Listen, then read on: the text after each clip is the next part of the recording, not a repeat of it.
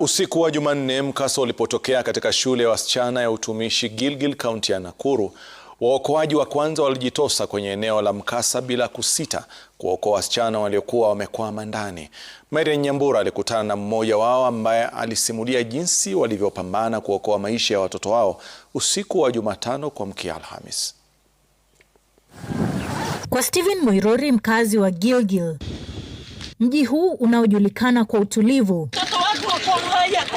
uligeuka na kuwa wataharuki usiku wa Jumatano. Kilio cha wasichana wa utumishi kilisikika kwa umbali, kikiashiria wazi kuwa kuna jambo. He was the first responder. Kenye ilifanya hata utake kutoka hapo hivi ni kukumbuka hao wasichana.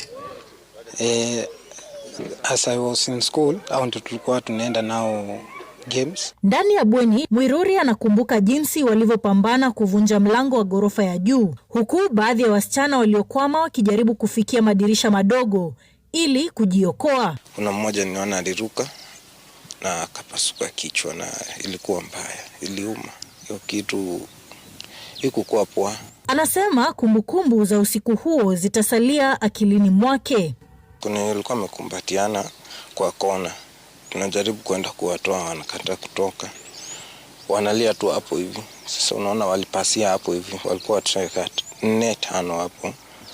Na kuna wenye walipaswa wakiwa wamelala kwa kitanda. Wako wanajua nini inaendelea. So hiyo moshi nao kawamaliza. Kwa Moirori, muundo wa bweni hilo ulizuia juhudi za uokoaji. Mlango tu ndio ilifunjwa. Dirisha hizo zilikuwa juu, ilikuwa na viokonde. So unaona ungeweza kumanage kufika huko hivi.